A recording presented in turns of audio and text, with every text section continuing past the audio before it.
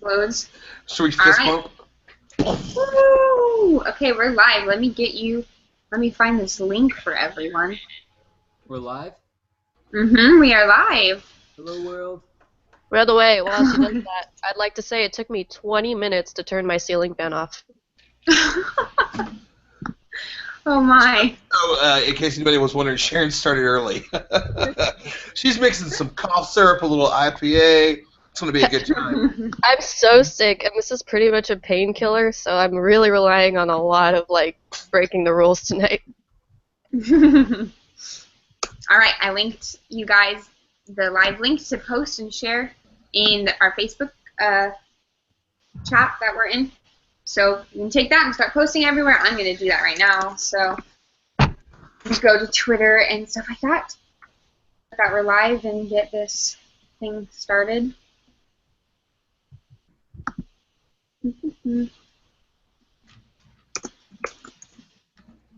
Also, this is fun because if I cough too hard, my whole computer will fall down. That'll be an interesting sight to see if that happens.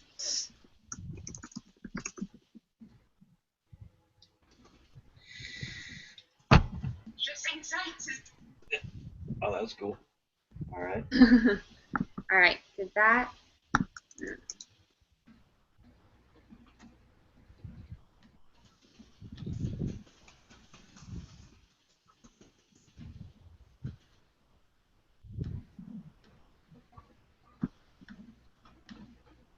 Posted, and I'm going to do the Nerd Reactor Instagram right now.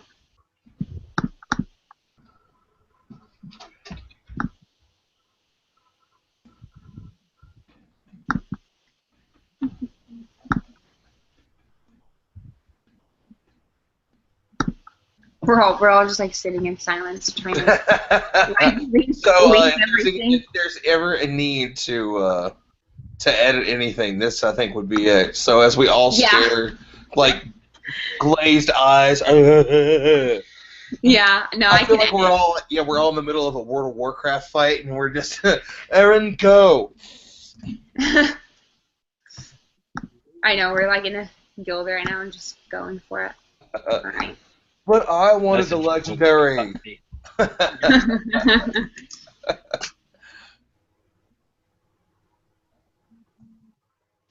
Alright, so I have the comment section open. I don't know how to okay, we have one viewer. Oh, never mind. We don't. Alright. One more for me here in the group. Opportunity. What the hell is that? Yeah, what was that? I know. I have no clue. My face. Your face is everywhere right now. Bryce's face is trending on Facebook. I gotta find this picture to use real quick. I didn't think about this. What had happened was. So, we're live right now. Like, people can join. Yeah. Yep. Are people able to type or? Live as fun. Yeah, I have the comments open on my thing. What? Yo, we just got lit, fam. Oh my goodness. I clicked on that link and. We got science on fleek.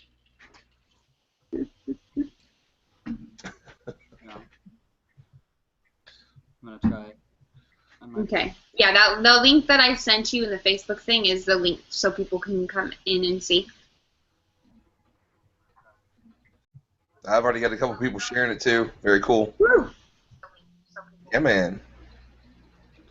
Just be careful if you have that YouTube link open on your thing. If you don't pause it, you're gonna be able to hear like us talking, and it's so. If you have the YouTube link that I sent you guys open, just like pause it or just close it, and just copy the link. So if you have the YouTube link that I sent you guys open, just like pause it or don't. Like that. Who's got it? Who's got it open? Exactly what I'm talking about. Does somebody have it open? Because I can't. I don't know. I don't see. I don't have mine. I don't. Well, you wouldn't be able to hear mine. Yeah, it's probably Brysa. Just Oh, gonna yeah. throw that one out there. Jeez, Bryce, get it together, God. All Jeez. right, and I just posted it on the reactor. Mom, Bryce is fucking it up again. Language. Or effing it up again, excuse me. It's okay.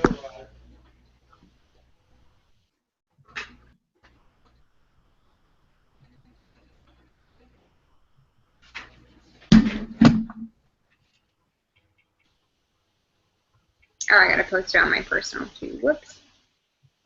Hello, people who are watching. We're quiet now because we're all posting about it. Disclaimer, it will take at least 7 minutes before we begin the show. Yeah. Yay, Should add that social in media. there. So that's going to be an episode one time, the disconnect from humanity that social media has afforded us. Yeah.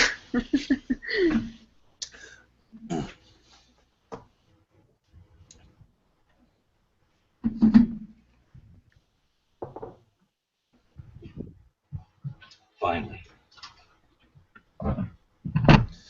I'm pretty sure that Jeff's Batman. He's got the Batman voice. Finally. Yeah, I feel it. I'm Batman. Speaking of Batman, Yeah, so what's everyone drinking? Lagunitas IPA. Alright, and then John just posted it on the Nerdreact Twitter. So nice. I'll give it maybe another minute at the most, and then we'll start diving into it so he can have the chance to post that.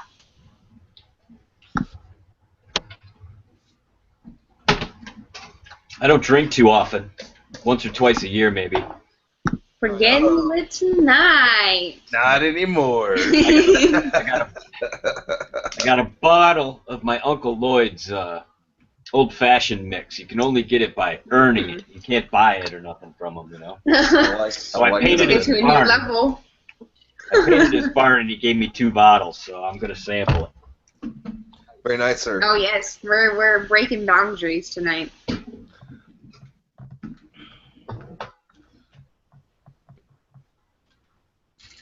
I'm on the Knopf. Got the Spirit off happening just because it's available. I have a liquor store. I have 3 liquor stores about 10 minutes away from my house because I live in a nice area. Well, now next time we could just do it at Starbucks. They offer wine now. Starbucks offers wine now. Yeah. Planet Starbucks. Little Fight Club reference for those that are far too young to know what Fight Club is. Jeff knows. Jeff knows. Jeff's with me. He's my broski. Yeah, I'm old. I'm older than all of you by at least 10 years, probably. I'm 30. Are you really? What? Yeah, totally. You are lying through your teeth. 25. 25? Undisclosed. I'll be 23 next month. Yeah, no, I feel horrible. Thank you for it. But Jeff still got me, so I'm good. And I'm baby-faced. I can shave and look 12 again, which is the reason why I'm single. Oh, I perpetually. Me too. You can shave and still look 12. You know what I mean? Yeah. I think you would look good. I think you should go. I think you should grab some. Natural. Let it All flow. natural. Let it flow, man. Do the Miley Cyrus.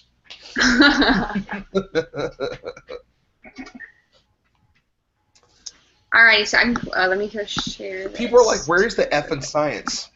I know, it's like we're just talking about beards. Chick beards. We're talking about like the Ringling Brothers, 1936. The science of beards is a very deep and complex subject. It really is. It really is. You think it is I for saw you? something about it. It takes a lot for us, man. We go through the formative years of like the early 20s where we can barely grow a goatee and our mustache is all weird and the sides are choppy. I'm almost 35 and I can still barely grow a full beard. It's annoying. Right.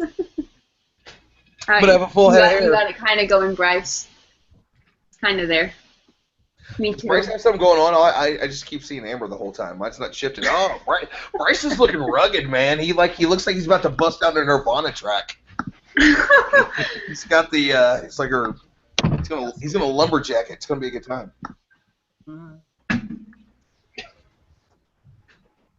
Alrighty, I think we should get started. Okay, someone just honked their horn, so that's that. Oh, it's a car alarm actually, so beautiful.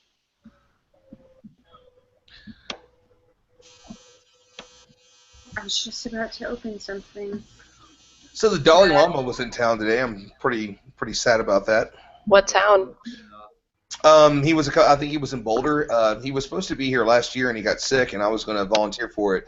And I was already scheduled today for the Space Foundation. We broke out our new presentation for Journey to Mars, which was awesome. So had a bunch of nerdy kids, man. They love it. I had one little girl. She's like, "Is there candy in space?" I'm like, "Yes, you're fantastic. Keep dreaming because you totally get candy in space." So what do you do over there? That's the only reason I want to go to space. What's that, brother? What do you do over there? I do absolutely. I volunteer, man, but I really cover the whole. They taught me how to do everything. Today I did what's called Science on a Sphere. It's from NOAA, the National Oceanic and Atmospheric Association. They have this giant carbon fiber globe that has 4 projectors, and it projects different images onto it, so that way it makes it a one big moving picture. So we can show you any planet, any moon, anything in the solar system. And then we take you on what we normally do is a tour of the solar system. But we have 40 or 50 different presentations. But the new one that we developed is for the Journey to Mars. So the majority of it is based around NASA's Journey to Mars, but we still make SpaceX, that kind of thing. And just get kids inspired, man. You know, just be excited about math and science and it's awesome. It's I kind of liken it to Cosmos Live. We get to kind of take you on a tour and let you see just how big and massive and amazing the solar system is. So it's cool to see kids all jacked about it, like that's what Neptune looks like. Whoa! Yeah, it's beautiful, man. It really is. But but we have different exhibitions that come in. So the new exhibit is Super Kids Save the World. It teaches kids how to reuse, recycle, you know, so that way they have a world that they can actually live in that won't be 140 degrees, which is pretty cool. Not reduce, just reuse and recycle. Yes, but we do it in a fun way. Like the exhibit has tablecloths that they can use as capes. Things like that, so that way they get to have a little bit of fun while they do it. The last one was Math Alive, that showed them where math's at, the real world, and we get a lot of really cool things. And then, of course, we have our space artifacts, and we're really big on promoting everything in every single type of space agency. So we have stuff from the Chinese Space Agency, the Canadian Space Agency, everybody. That's our big deal. That's what we want. We're trying to. I think that the Space Foundation is the beginning of the of Starfleet.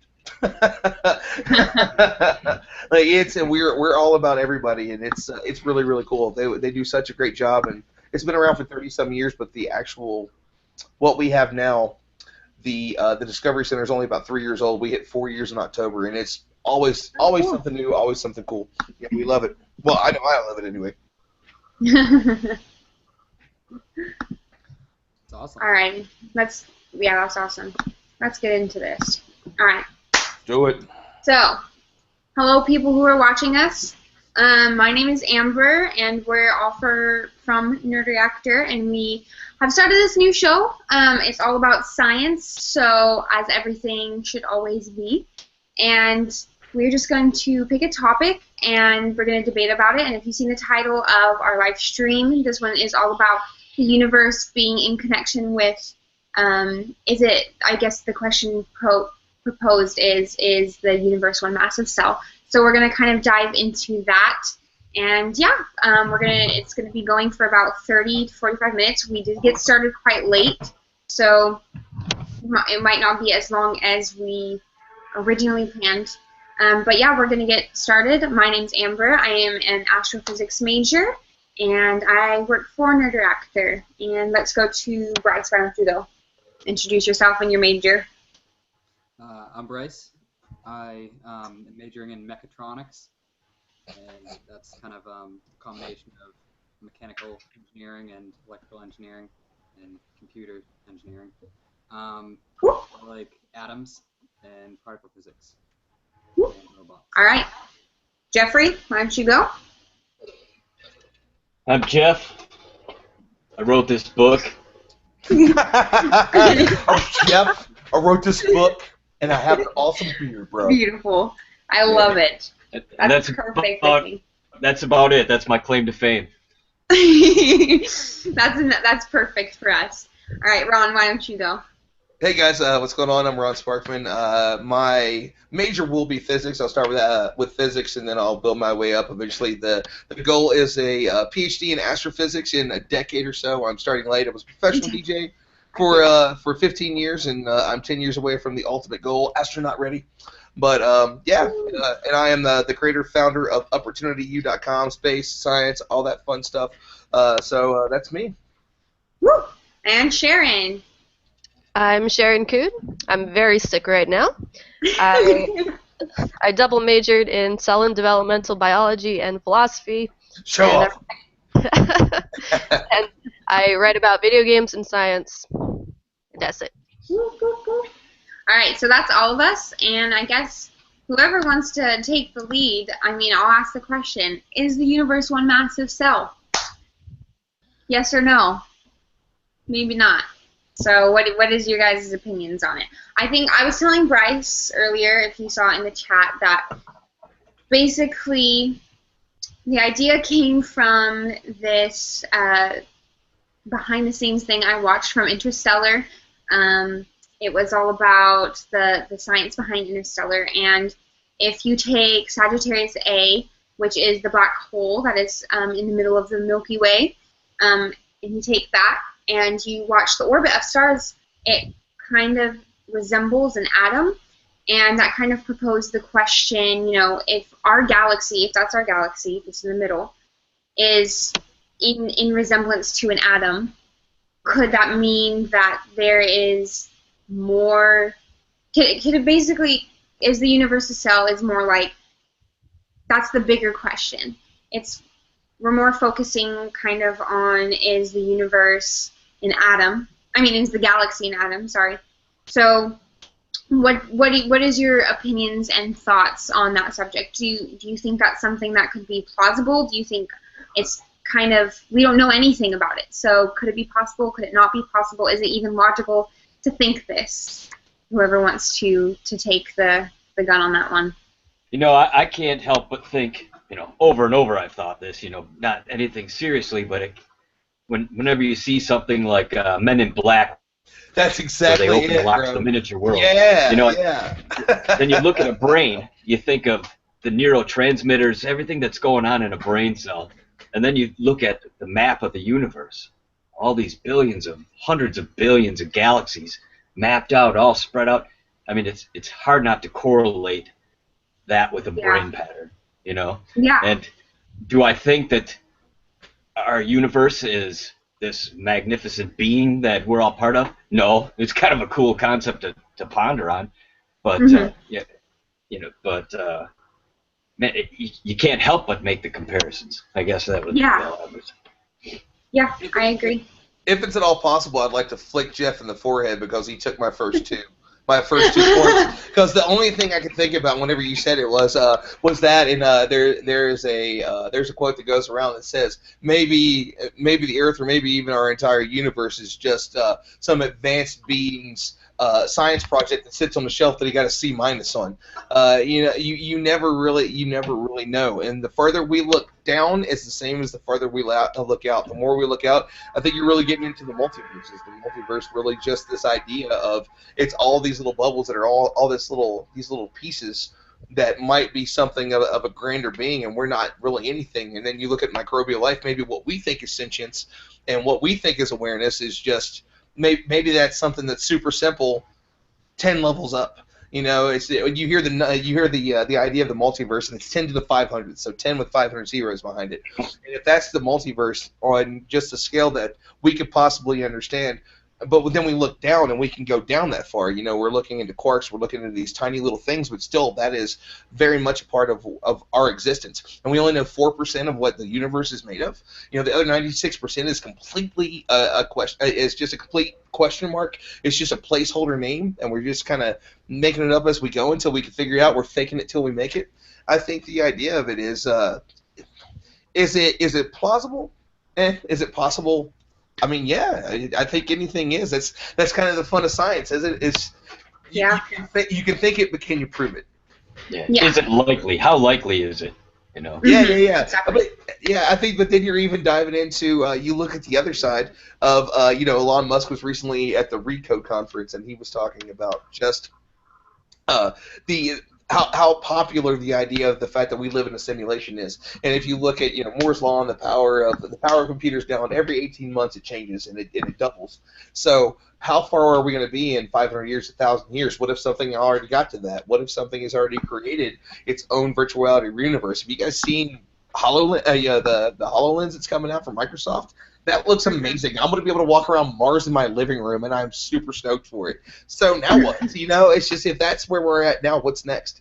So the ideas are very far-reaching. No, I think Ron mentioned awareness, and I think it's a lot of people think it's not plausible or conceptually possible because we are aware, and awareness is really overrated. Like a lot of things can become feel self-aware but still be part of a larger system.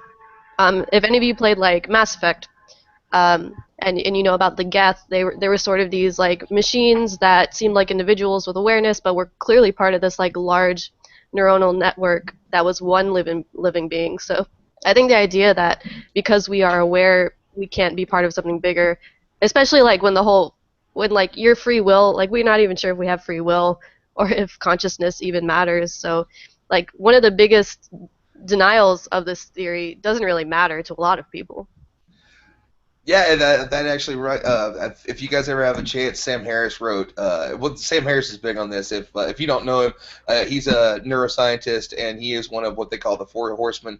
It's him, Daniel Dennett, Richard Dawkins, and the now passed on Christopher Hitchens, and he talks about free will, and free will is how the idea of it could be generally ridiculous, but you don't choose your next thought. Like the next thought that pops in your mind has absolutely nothing to do with you whatsoever. Now, you do have the ability to realize that thought and allow that thought to either pass by or do it, but that's where he talks about us being in our prison and blah, blah, blah. And I don't want to run too far off the subject, so whenever you think about that, then you're kind of getting really back down to it. The ultimate question is how much would it matter if we were? And what if we found out that we weren't? What would that really do for society if we realized that we were just? I mean, so many people already have no real idea of what the size of the universe is. What if they found out that was just an atom, that we're just a cell and just a small part of just a being? Is that a confirmation of now you're talking about God or a God or God-like? But if you're talking about that God, what created it?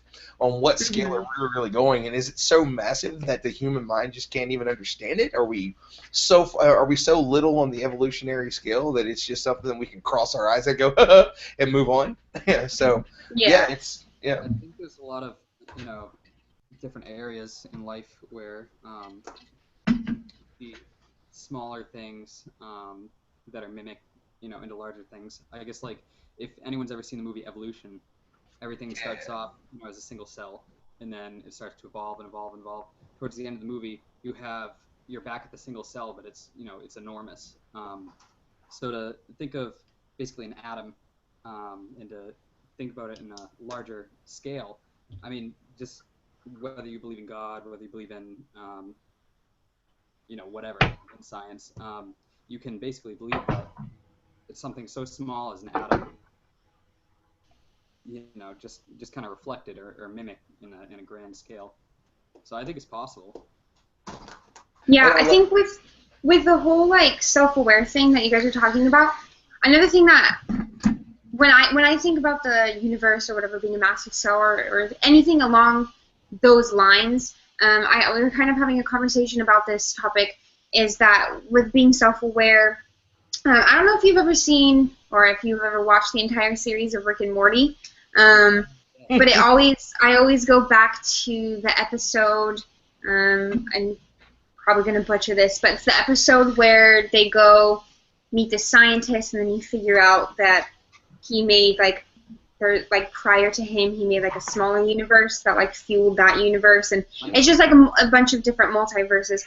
And when I think about when you guys were mentioning self-awareness, if theoretically we were to be what the topic is about, being an atom, if our galaxy is an atom, part of something much bigger, are we not aware of it? Like, was there something similar before us, and they became self-aware, and that's when the creation of what we know as our galaxy now happened? And when we become self-aware, are we going to discover another layer to the bigger picture, to the massive cell, or whatever it may be? Is being self-aware going to open up that new level of the cell, of a new layer of the cell that we might not know about?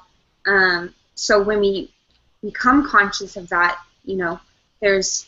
is it going to open a new opportunity or a new door to contemplate an extra layer of the cell, or whatever it may be? I'm just trying to relate it to the cell. So you think self-awareness would actually affect, I guess, reality? Is that what you're saying? Oh, now you're looking at the butterfly effect. It's just seriously. A butterfly flaps its wings in Tokyo, and we get a tornado in the middle of the Midwest.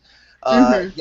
But then you're talking about but aren't you, that kind of gets into the multiverse. The way that I heard it explained one time was, if you talk about Max Planck, and that was the way that he explained the Big Bang, that there's been more Planck time in 1 second than there has been seconds of time since there's been seconds since the universe began. So 13.8 billion years of seconds. There's more Planck time in 1 second. So every single Planck time is the ability for every single thing to change, and it splits off to different multiverses. So now you have that ability. So what if any one of those things changes in a different way? Because then you're talking about splitting off in so many different directions, and the ability to what then? Way that they say that at any given time you can stand up. Like, what if I want to stand up, punch my computer, walk out the room, and never come back again?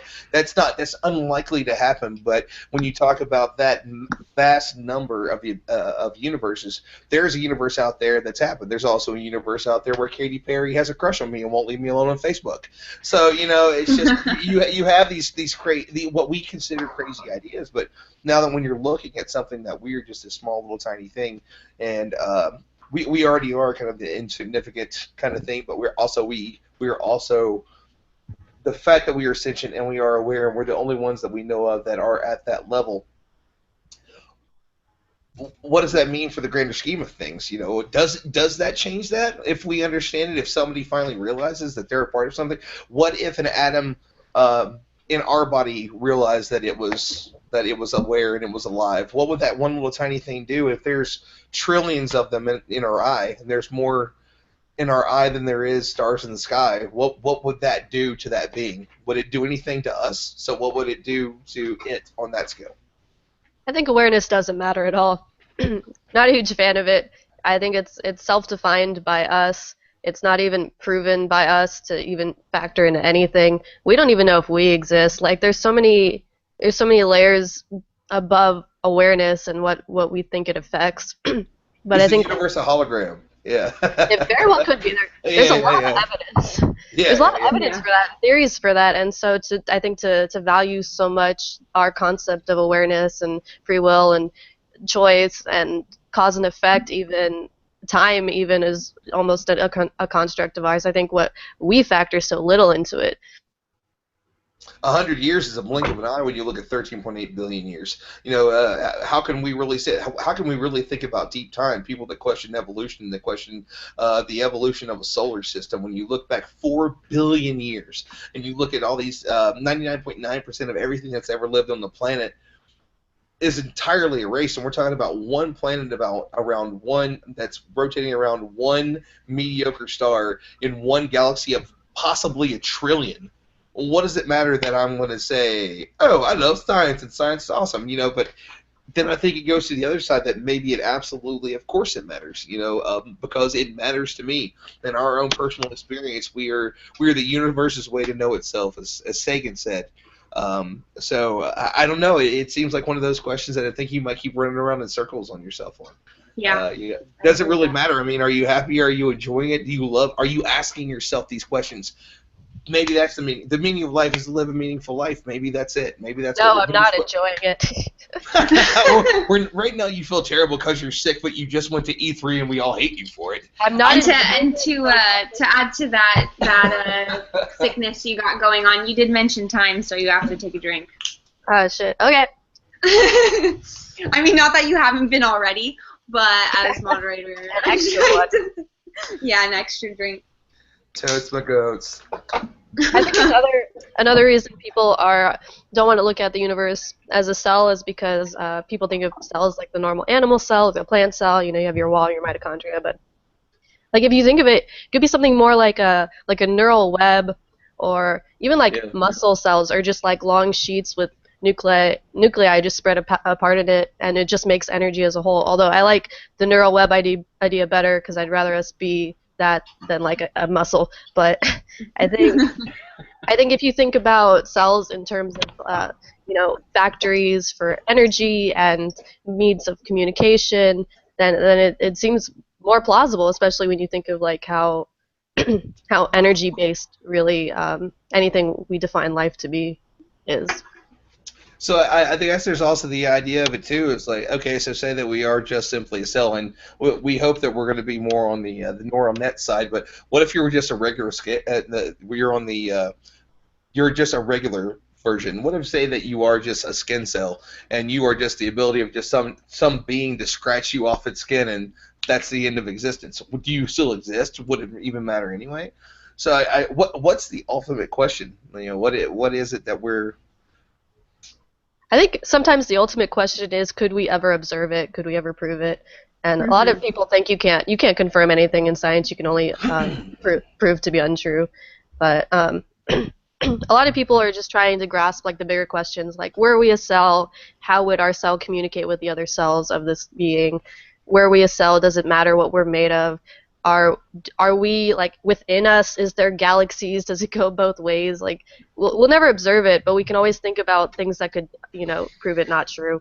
But don't we already know that we're kind of our tiny little universe with everything that's going on inside of us? Because there's, how many I think it's hundreds of billions of bits of bacteria are in us, and something that means nothing to us, but what we think means nothing to us actually keeps us alive. If it wasn't for that, we wouldn't be going. So what if one of us might not matter, but what if all of us stopped working? What if all of us went away? What is the end of that level of creation? I guess in a way, like what is the point where we would matter? What is if we could connect to 10 wouldn't do it, but what if we could connect to 100 million different other cell universes?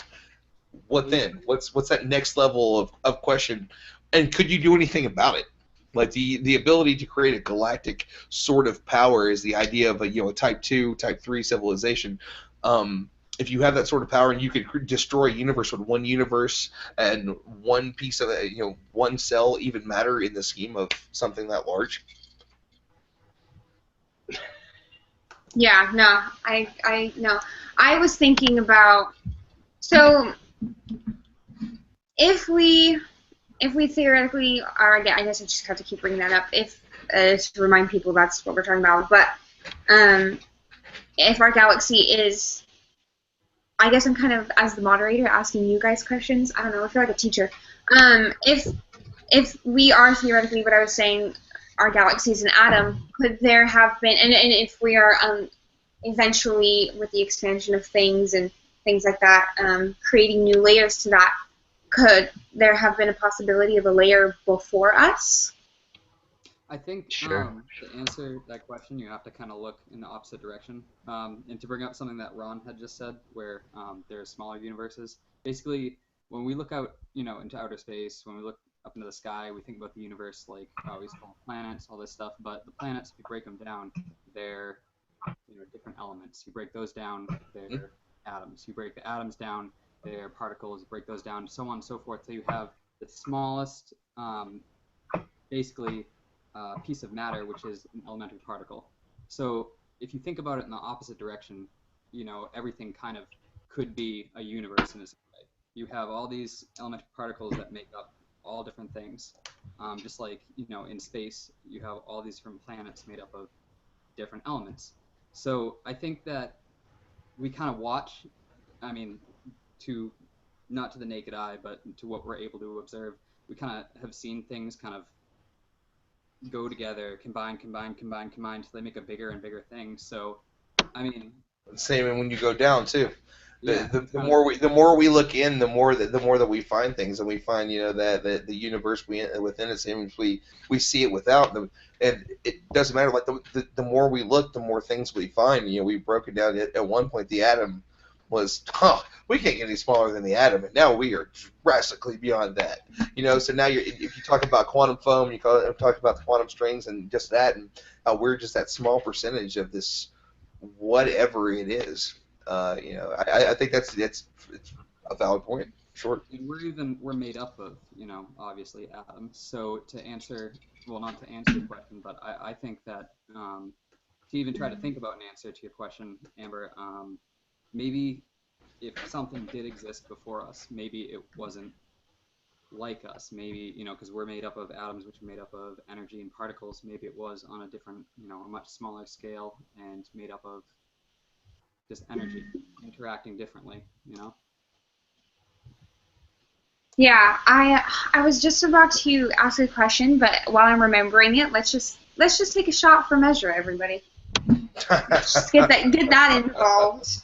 if you are, yeah, Bryce can go. Bryce has to take another shot when he comes back because one of the rules is if you leave the room, you have to take 2 shots. So there you go, Bryce. I'm still in the room. Debatable. Isn't the world but one big room? Oh. Whoa. Biggest question of the night. Yeah. So I guess that kind of resets everything. I dig the question, but what's the meaning of life, bro? No, what's the ultimate need for answering the question? Mm-hmm. What would answering that question mean? Say that there's one of us that really does that. We go to that next level and we blow minds and we say, hey, listen, we're a part of this next level being, but we also know how many people are really blown away by the idea of what's going on inside of us. Is it something that when we talk about evolution and we say we're interested in intelligent life, and then we look at other mammals that are 1% less than us, and you see it's a monkey, orangutan, something that's in a cage, and within that cage it might not necessarily know that it's caged, so it continues to live its life. It has children, it does all these things, and it doesn't really know, but it may know that something's maybe a little off, almost like their version of the Matrix. Like, something's up, and I can't tell what it is, but what would that 1% difference from us be? Would it even care about us? So if you're talking about 1% difference, say 10,000, 100,000 years of evolution, you're looking at next thing up. Would it look at life on Earth and say it's beyond what we would consider like a primordial type of life? We don't mean anything. Just the fact that you've even barely scratched the surface of sentience really doesn't matter. So are we the monkeys in the cage in this?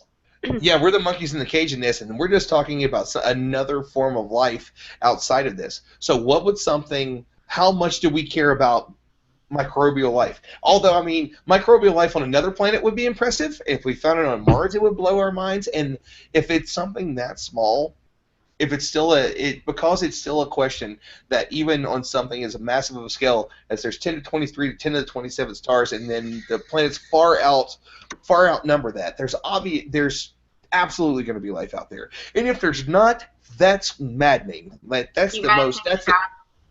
what? Oh, what? You gotta Which one take did I a say? shot. You contemplated human life, or you mentioned life on another planet. Oh, okay. So, all right. So I'm continuing that thought. So this doesn't count for the next rank. But so say that you're getting out there and you're getting into the idea of just more that next level of advancement, and say they're only 1% different than us, and they look at us and think that we're nothing.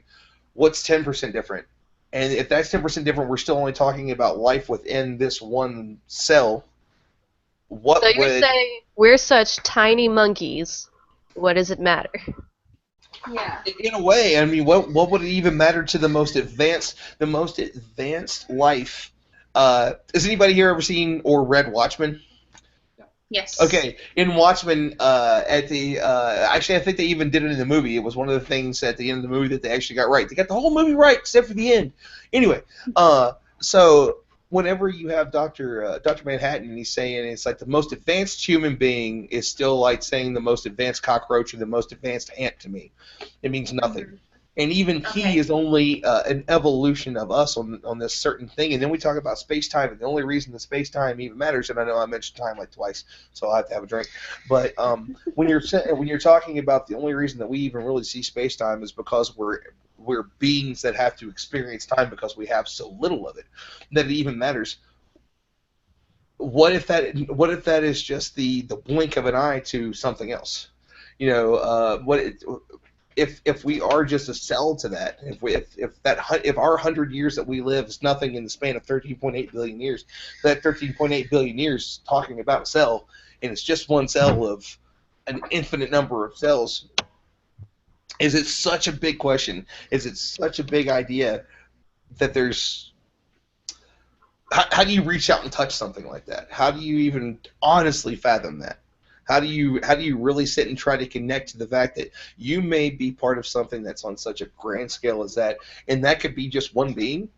That could be just one of whatever infinite. What's that next level up from it? Now you're talking about levels that we can't even imagine. So we're part of one cell of one thing, and that one thing is one of a multitude of things.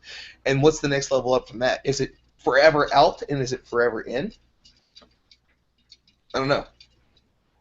Take 2 shots. I'm gonna take one. Please I'm do. taking sympathy drinks. Sympathy drinks. Great. You know, a lot of the perspective thing, you know, how do we relate to large scale, small scale? I would say it comes down to relativity. You know, what's relative to our comprehension? You know, when we start talking about the multiverse, a lot of us, you know, we can think about trillions of galaxies. We can think about this ball that makes our universe, you know, however you want to design it, and then a trillion more. You know, after those scales, boy, it starts to really get fuzzy. It starts to break down. How, you know, it just comes back down to that circling thing where now you're a miniature again, and it gets bigger. But when you look at what's out there, as far as all the matter that's out there, all the planets, the galaxies, everything that's dispersed, you think, and then you look back at the small scales and you think, well, what is life? Life is this chemical reaction, this bonding of inanimate matter that somehow is connected in a way that it can all interact and build upon itself. You know, so that's where I can see, you know, a larger, this massive, if it's not a neural net, it's something, you know, something that creates the same chemical reaction. I can't think of a better term for that, but, you know, some sort of reaction that, you know, what sparks the life within us, you know. So maybe I'm drifting now. I think the issue with it is you can talk about things in terms of chemicals, in terms of matter, and I think what's most fascinating is to think about things as just energy, because in so many theorems that everything is just energy, and if you think about it like that, it doesn't really matter in what form it takes, and then, you know, atoms start to matter less, what atoms are building start to matter less. I think if everything is just like a form of energy, then it's not so hard to imagine such a larger scale thing going on. We're just labeling things. We're putting it's not a tree, it's the beautiful, majestic piece of life that we have decided to label a tree. So an atom is an atom only because we gave a name to it, and we are people only because we decided to say, oh, we're people. It's so I guess yeah, kind of you're spreading it out even more so. And if it's all some kind of massive sort of connected, I mean, it already is some sort of massive connected thing. The universe for me is alone is enough, and the fact that we're what would be geologically, or not, I mean, universally, the blink of an eye, that we might prove the multiverse and something on that sort of level, and even that might be talking about the multitude of cells of something else, just to be a part of that sort of existence, and then also knowing that within us is something like that is. I think the idea alone is just such a wondrous thing that it makes the ideas of magic just be silly. Like, ooh, I can present fire, whatever. We're made. We were made at this. Everything in us was made at the center of a star billions of years ago, trillions of miles away. That's awesome, and it's real, and it's provable. And if that isn't something to celebrate, I don't know what is. I like that thought. The universe is enough for me. I've had it. This is as big as I want to go. I'm good. No. I'm excited about the fact of the multiverse. One of the reasons that I am seeking to get into astrophysics, even as what will be my second or third, well, I guess probably technically my third career, is I want to be in the room when these big things happen. I want to be in the room. If I'm not there, I want to be in the room when somebody lands on Mars and finds a rock that has microbial life on it. I would love to find out that Michio Kaku has just figured out, the theory of everything, and he has just proven that we are connected to anything and everything, and that there is a multiverse, and we are just one speck in the first multiverse astronaut. Right? Like that except for, Jet Li in the one, because that was awesome, because then, like, he did martial arts in the multiverse. How cool is that? Is there anybody else that's just like, that's the most amazing idea ever? Because I totally want to backflip kick somebody. I want to do, like, the Guile kick in the multiverse. But, yeah, it's while I'm listening to Disturbed, no less. But, yeah, so, I mean, what's that next one? And so, but now we're going to look past that, but maybe these ideas are exactly what we're supposed to contemplate, and maybe that's how we find it. Maybe that's how somebody's inspired to do it. Maybe there's one of the few people, I don't know how many people are listening. Maybe this inspires someone to be like, you know what? That's exactly what's out there. Let's prove this, or let's prove that it's not real. I don't know. You know what I mean? So I think the conclusion that we're all kind of coming to is not in the sense that the universe, so to speak, or our galaxy, for even that matter, is an atom or a cell, but more or less it's debatable if we are part of something that's connected to something that's going to kind of reveal a separate layer onto something. So in a sense, I guess when I proposed the question in the first place, it wasn't so much the fact that I was arguing the fact that, oh, we are a cell, that is what we are. I think it was more to represent we're a layer of something that's going to be much, much bigger in a way that's similar to that of a cell. But I was also going to ask you guys if, with the Sagittarius black hole in our Milky Way and the stars orbiting it, do you think that could be something to think about? For example, we have hundreds and billions of separate galaxies unlike our own, and God knows what's in those. We haven't even, we still have our solar system to explore. Science knows. Just that. But do you think it could be debatable if perhaps, maybe, especially because we know so little of black holes, do you think that it's you can contemplate if there is a black hole in the middle of all of the hundreds of billions of galaxies, including our own, and we're actually orbiting that black hole, just how our stars are currently orbiting Sagittarius A in our own Milky Way. Do you think that's something that could be possible? Maybe all of these galaxies, these hundreds of billions of galaxies, are, orbiting a black hole or something similar? Well, yeah, I think we've already proved that, haven't we? Yeah, we've already said that there is a massive gravitational force that's kind of in the middle. Everything's moving through them. I mean, even our galaxy is gravitating around something, and we look at something on this massive scale. Like there's the what's the most giant structure we found? 1.3 billion light years across, and it's I think the entirety of it is 96 billion light years. So if you have all of that and everything is spreading out and everything's moving. What's past the 13.8 billion light years? So there might have been an explosion there, but what's 17 or 18 billion light years away from what we see? There hasn't been.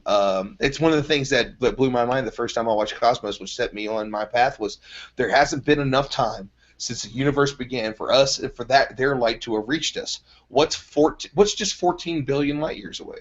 What's 16 billion light years away? We have our cosmic horizon, something we can't see beyond.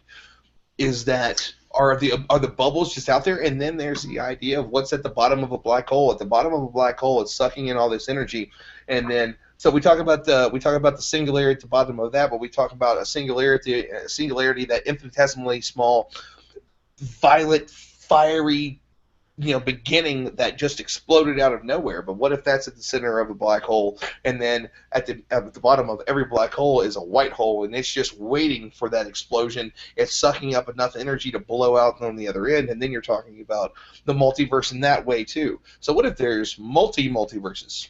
And what if that's such multiverse? But I feel like we're kind of straying away from our own universe. Like, I mean, our universe is huge, so we're on let's say we're on one corner of the universe, and we're talking about, we have life on our planet and stuff. On the opposite end of our universe, I mean, there could be a planet that sustains life, and that kind of does the same thing. So if we're talking about one giant black hole that everything orbits around, it could be possible to even think about, there's all sorts of different galaxies like ours that are thinking the same thing, that are kind of orbiting more galaxies, and it just kind of comes towards the center where we're just all orbiting around one giant black hole. I mean, do you guys believe that, or? Are we trying to correlate this to life? Well, no, Amber, when you ask the question, do you think of it as like a living entity when you look at it? Not just a cell like a locked unit, but. I mean, I guess I don't necessarily think of it as a massive entity, but that doesn't go to say that I don't think that could potentially be possible. When I personally think of it, the first time I actually thought of it was when we started this thing, and you said, you mentioned it being part of something, an entity, and then when Ron was saying, then you kind of get into the whole God thing or a higher power or whatever. But when I proposed the question at first, I didn't actually relate it to something that could be life. I guess I just I related it more to the fact that this is what an atom looks like, and this is what Sagittarius A and the stars orbiting around Sagittarius A and the black hole looks like. So what's the relation? Yeah, there's a little bit of symmetry in like how you have the center of the atom of high mass, and then the orbitals around it, and like the way the planets and solar systems and whatnot orbit around each other. But I think an issue with that is also, if you really think about the orbits of atoms, is they're not like so as concrete as like planetary orbits are. It's electrons are like never really on a certain path. They're more in like these clouds, and you have these like s orbitals and p orbitals, and I wonder if anything in like our more macro universe actually resembles that sort of like randomness and that sort of activity. Well, that's kind of collapse in on the black hole, because atoms, they just like you said, they don't have an actual, electrons don't really take up an actual space. It's kind of falls into quantum theory, and that's why they don't collapse in on the nucleus. But will the stars that revolve around Sagittarius A, will those eventually I don't know, be sucked into the black hole. I don't know too much about space. So. I mean, well, the idea behind it, the reason why dark energy and dark matter started making really a whole lot of sense was, all right, so we have the black hole that's at the center of our galaxy, and as everything spins around it, it doesn't seem that it has enough gravity that it could keep everything like, and we're in the outer arm of the Milky Way galaxy, and it seems that we should have flown away. There really shouldn't have been enough that it should have expanded out, that we shouldn't still be in this spiral galaxy.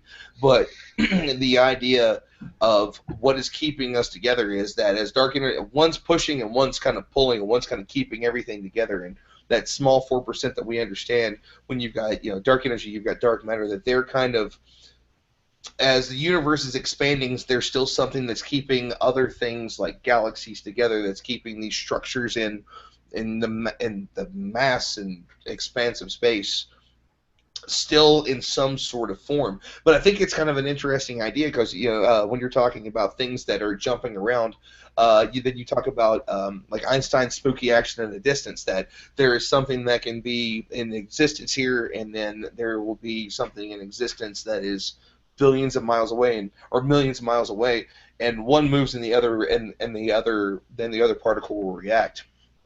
And then we talk about saying that can we jump from one side to another? And then you talk about wormholes, and then you're talking about what's the ability to basically saying, all right, so here's here and here's here, but what if we put the piece of paper together and cut a hole through it and jump straight through? And I know that was kind of something that I know the original idea kind of came from Interstellar, Amber watching Interstellar, and just that ability. So again, you're talking about something on that tiny level, and that's on that high level. What's that next level of? What is it that we're jumping through? What is that? What if we're only seeing 4%? What's the other? What really is that other 96%? What is it that we're missing? What's finding out 8? What's finding out 4 more percent? If we only know 4%, what's the next 4%? So do you think that this whole dark matter, whatever we may find out about it, will relate somehow to this idea of the universe as a cell-like being? I don't know. I think I think that's the fun of it. I think that's the whole reason that we need more physicists and less people watching the Kardashians. Is that somebody's going to sit and really contemplate these massive ideas that really they might sit down and we know 4%. What if we knew 10%?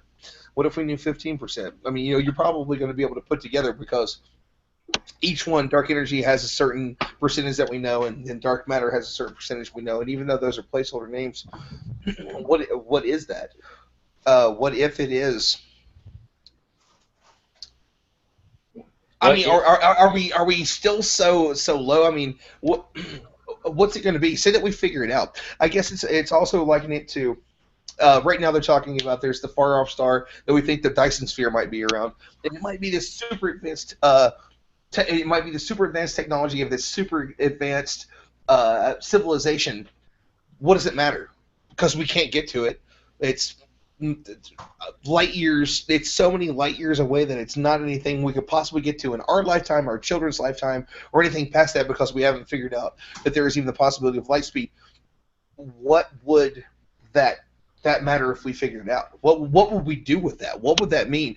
Now you're talking about what if science proved God in a way, or something that would be at least likened to God, or something far beyond what we originally thought it was? I think there's always a long way to go. Science. Yeah. Where's Mark Watney? We're gonna science the shit out of this. Where's Mark Watney when we need him? I do want to say, like, where you pointed out dark matter, could that correlate with something larger, living, or whatever, or God? I would just like to say, like, disclaimer, there's absolutely no evidence, or even an inkling of evidence, that dark matter or energy would be related to that. No, And but there could be. I would say it's extremely unlikely. But yeah, could it be? Sure. Yeah. I just wanted to make sure that was said, What's in quantum physics extremely unlikely at some point? Indeed. Indeed. Wasn't the idea of 10 to the 23rd or 10 to the 27th stars? There was a time where we didn't really heliocentric, like the idea of a heliocentric solar system. when you look at how far we've come and what we thought in, again, universally, the blink of an eye. Just it's been a few hundred years since science actually really took hold. We're babies. We're children. If we're talking about, let's talk about a cat actually pondering its own existence and realizing that it's aware and finally doing 2 + 2 and equaling 4. What if our idea of being aware is absolutely the most ridiculously small thing on that scale? Because when you're looking at something that massive on a scale, what would a being of that size be able to even contemplate? What would it even be able to look at? Are our questions so small and insignificant that it would, it'd be like and move on, just like the idea of, cell splitting? Is it that tiny, or does it matter all the more because of that? Yeah. Well, All relative. I think I like what you just said, and I want to end it on that note. So, and it is getting time that I have a timer on, because we did start kind of later than normal. So next week we'll aim to start, because we've been into this for like an hour and a half now, maybe, or maybe like 45 minutes. But I did have a timer on. But yeah, so I mean, the conclusion that we've come to, is it? I mean, what would you, yes or no? What are your last thoughts about it? I guess we'll talk about, well, very, very briefly, what is the conclusion you've come to after this, and then we'll call it quits. Does anyone want to start that? Not everybody at one time. Yeah. I think that We'll would start with Sharon. eliminate things like our perception, our awareness, our definitions of things, that like anything is possible. And that's kind of ridiculous to say, but I think the idea that there's something beyond what we call our universe is very possible. Okay. Yeah, I agree. I agree with that. So, yeah. So, is it? I mean, it's possible. It's debatable. It's debatable, but it's I mean, there's a lot of factors that go into actually. I mean, even if we were to theoretically get somewhere in relation to proving that, there'd still be so many factors that we would have to include into that to actually come to that conclusion.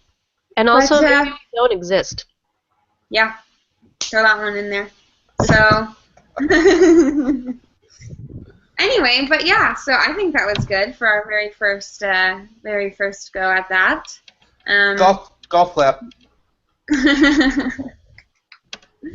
Anyway, but yeah, so thank you guys who were watching the video the entire time. I am going to re-upload this onto the Nerd Reactor YouTube, so it is very much viewable after this. It's not gonna, if you didn't get a chance to see it, if any of our friends wanted to see it, etc., etc., it's going to be on the YouTube channel if you want to go back to it again and watch it.